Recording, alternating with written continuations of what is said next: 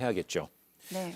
근데 코로나19 사태가 시작되면서 전 세계적으로 아동학대 문제가 사회적인 문제로 대두되고 있다, 더 심화되고 있다는 분석도 좀 속속 제기되고 있습니다. 예, 그렇습니다. 우리나라 같은 경우도 네. 지금 그 코로나가 있다 보니 코로나가 사태가 되면서 대면 수업이 없어지고 그러다 보니까 온라인 수업하고 원격 지금 물론 우리 학생들은 학교에 가고 있습니다만 그러다 보니 1월부터 이 대면 수업 이루어지기 전까지 집에 계속 거주하게 되잖아요. 집에 있다 보니까 부모하고 아이가 함께 있는 시간이 많아지게 됩니다. 이게 정상적인 가정에서는 이게 좋은 기회가 되죠. 아이들과 대화도 하고 아이들과 놀 수 있는 시간도 되고. 그런데 이게 원래 가정 폭력이 있었던 집안 같은 경우 이게 엄청난 아이에게는 공포의 시간이 되는 겁니다. 부모 예를 들면 이런 겁니다.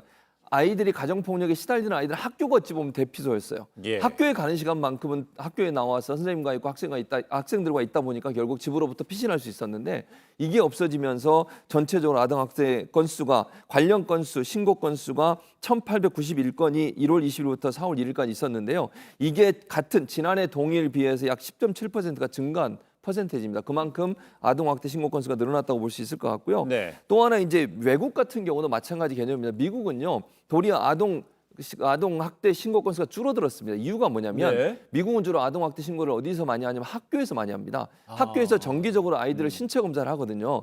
예. 예를 들어 뭐 멍이 들었거나 아이가 학대받는 어떤 징후가 있으면 바로 선생님이 경찰에 신고를 해서 가게 되는데 이제는 학교에 오지 않고 집에만 있다 보니까 집에서 아동학대가 일어나도 그걸 신고할 수 있는 시스템 자체가 가동이 안 되고 있다는 그렇군요. 거죠. 그래서 신고 건수가 51% 줄어들었고요.